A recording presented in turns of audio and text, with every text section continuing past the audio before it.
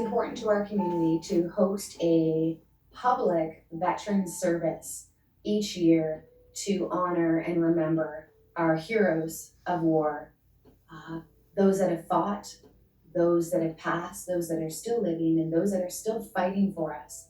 It's important for us to honor them and take the time to remember.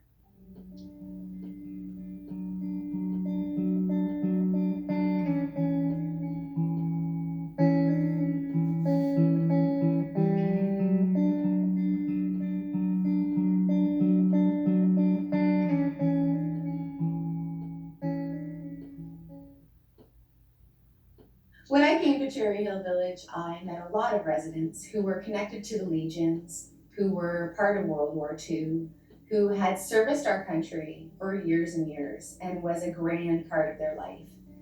I noticed in the stories that they told me and the information that they shared, the importance of these events in their lives. It's important. It's important to remember. It's important to remember the sacrifices, to reflect on what these veterans have gone through. Those events galvanized the Commonwealth and galvanized the nation. And in the same way, those values galvanize our community. And so it is an important part of our history. We enjoy, I think we have roughly about 75 vets and service personnel who live with us, and hearing their stories and sharing those stories with the next generation and even two generations is really, really important, and it brings together a community and a recognition for what they've done. I enlisted in the military in 1956 when times were hard and no jobs were available, and it's a good chance to get out of my hometown of St. Catharines and see the world. I'm one of the Cold War soldiers from 56 to 76. And fortunately, we had no wars at that time, but we done a lot of peacekeeping duties around the world. Right.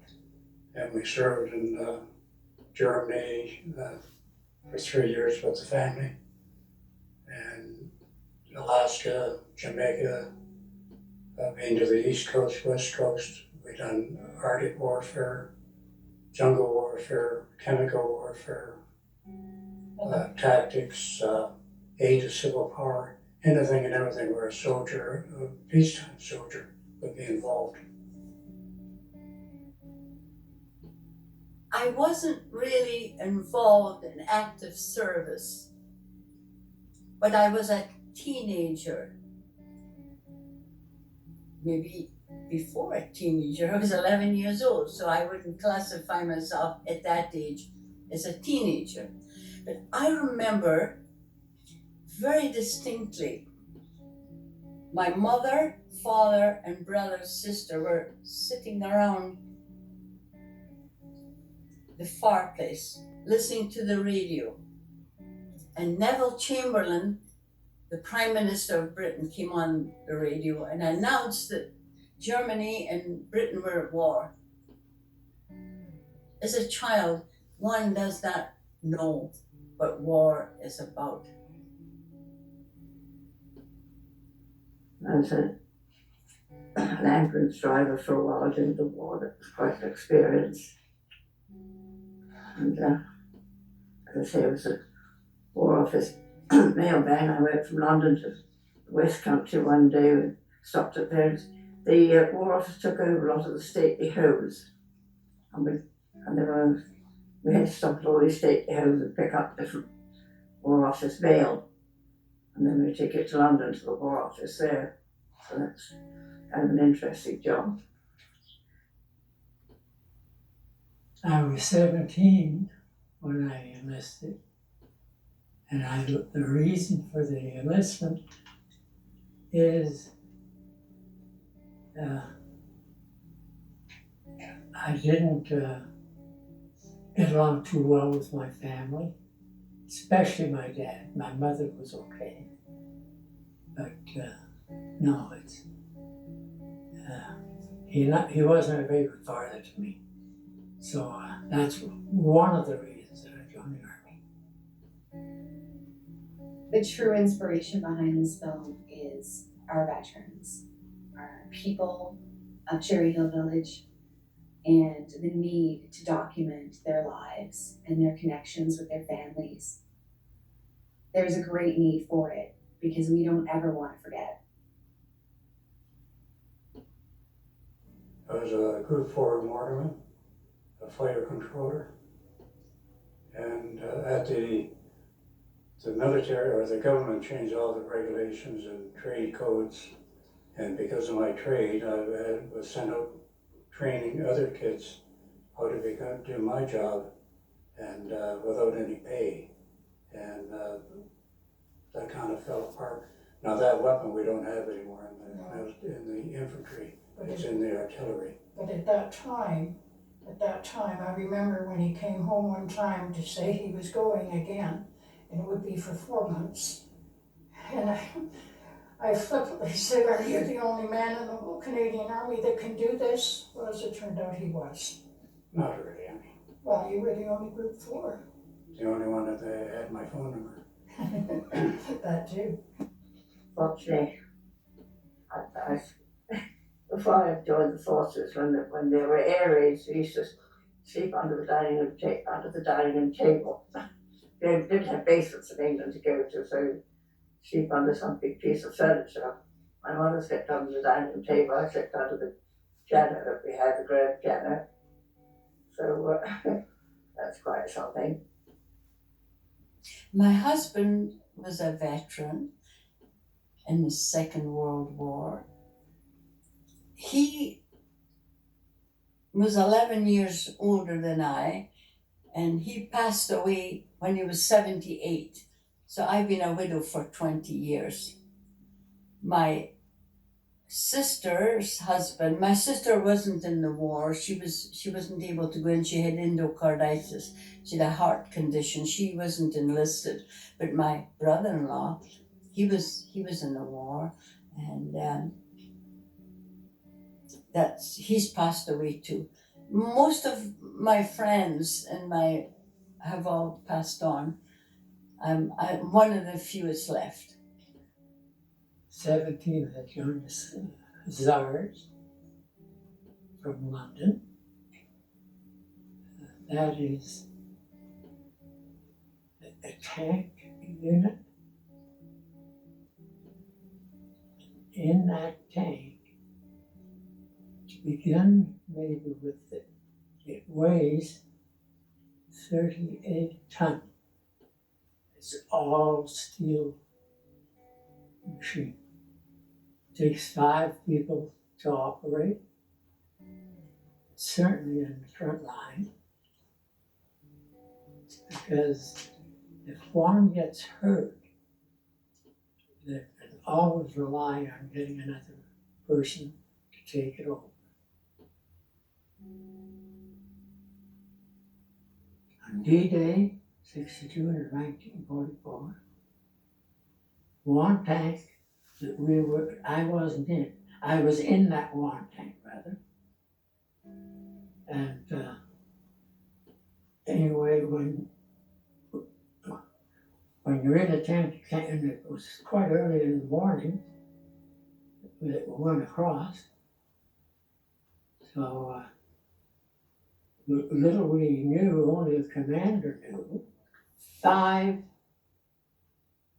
tanks out of 6. And one of them, and only our tank, didn't make it to the beach. We were left behind in the water. I was in a train going up to London once, and the doodlebugs, probably was in the war, heard about the doodlebugs. They were pilotless planes that the Germans sent over, and they had a loud buzzing noise, and those buzzing, then the engine would stop and then they'd plunge to earth and blow up if they were like a flying bomb. And I remember being in the train and this thing was flying along beside us. Fortunately, the train went faster than the bomb which hit it. So. I'd be fast asleep in bed. and when you're young, you don't realize that you've got to get up during the middle of the night. My mother would say, "Come on, no dilly-dallying, come on, get up, get up." And of course, we just threw on whatever we could on top of our pajamas and went downstairs to an underground shelter, which was below the building. It was a dugout. It was earth on the ground. There was no fancy basement or anything. That's just how it was in them days. And we always had to have our gas mask with us. Not that I needed the gas mask, but it was a precaution in case there was gas. And that's when I was an ambulance driver. Before I joined the forces, I was an ambulance driver, what they call ARP, area precautions. And that's me in my uniform. And that's me with my gas mask on. We used to have to sit with our gas masks on to get used to them. Fortunately, we never had to use them. So. Me and my sister and my nanny. Yeah.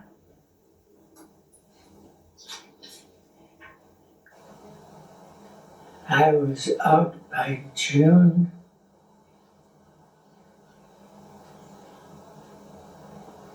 Early in May, after doing 7.5 years.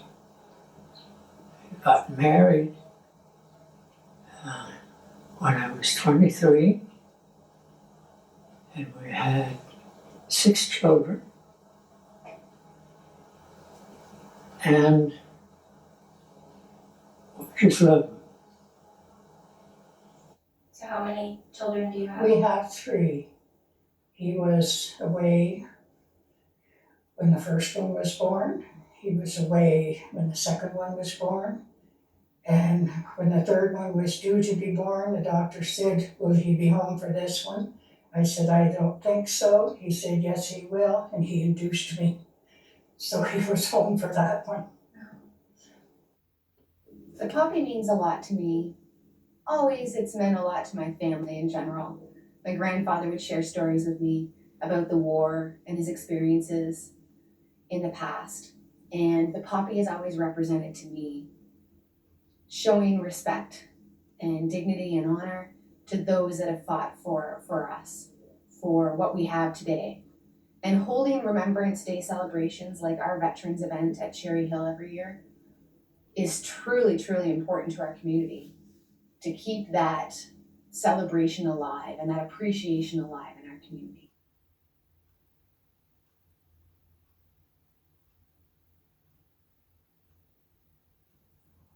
It's a symbol.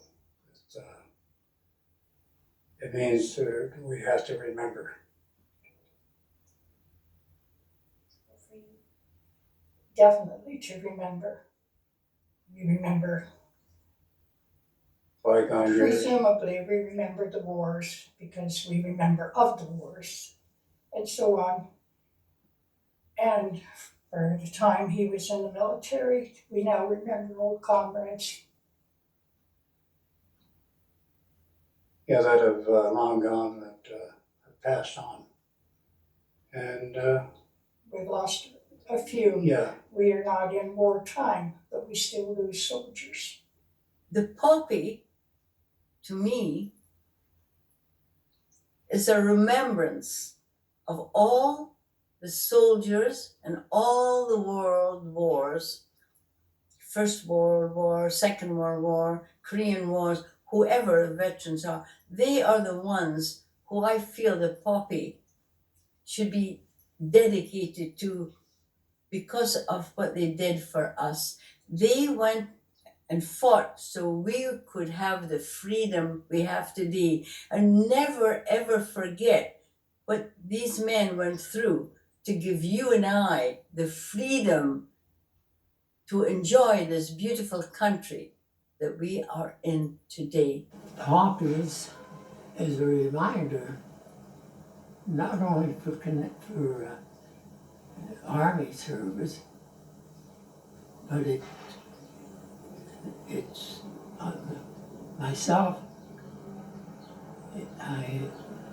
When Poppy Days turn, that's on June the 6th. That's the day we went over to England. And poppies are very, very important. There's a lot of these people that was in the army, they're a lot pretty well crippled, or there's something that they can't get away from it.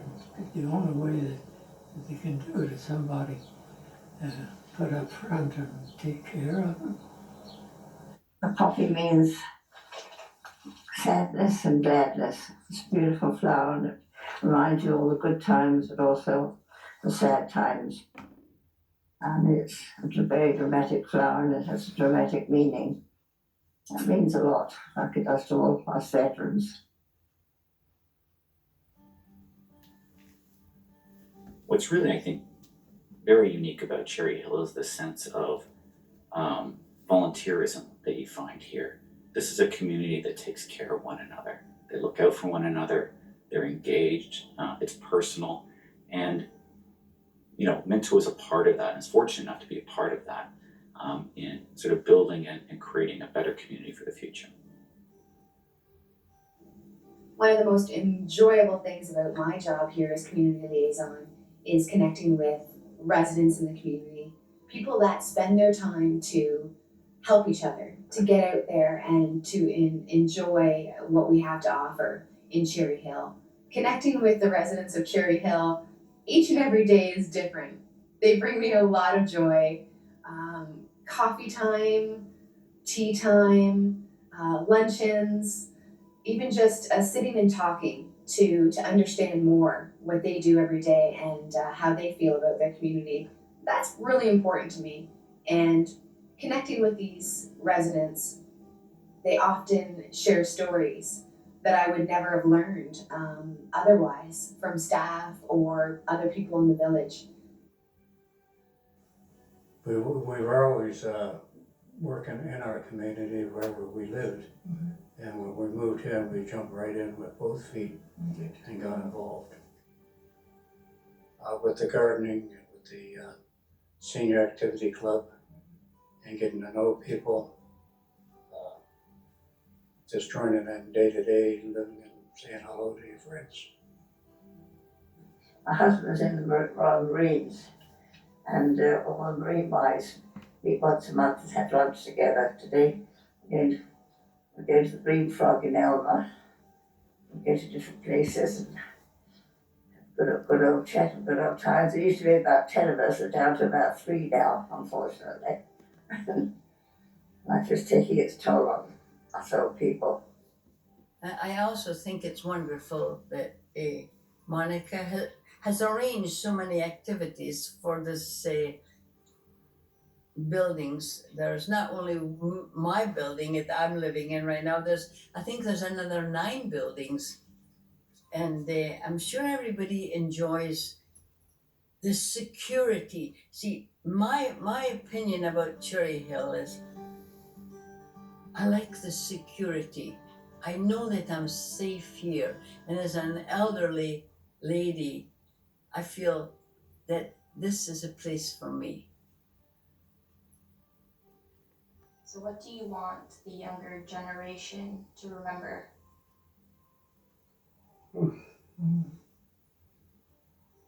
Remember not to forget. And to be vigilant and pay attention. And I want you to remember that we are all human beings. We all feel fear. We all feel emotion. We all feel heartache. And we all feel what it would be like to lose a loved one? Well, that's a difficult question, really. One doesn't even want to think about wars. As we all know, the vets do just an incredible job of putting this together, the vets within the community. One memory really stands out for me. We invite the schools in the neighborhood across the street to attend, and there was a moment a couple of years ago where all the kids were sitting on the floor, and there was a vet sitting in a chair talking to the kids and connecting about the stories and the experiences that he had gone through. And it occurred to me, what a magical moment that really was, and how rare that is. And so, it warms you to see that, and to see the kids paying attention and asking questions, and the vets sharing their stories of sacrifice and commitment. And that I think will always stick with me as key reason to continue to remember and continue to support these vets.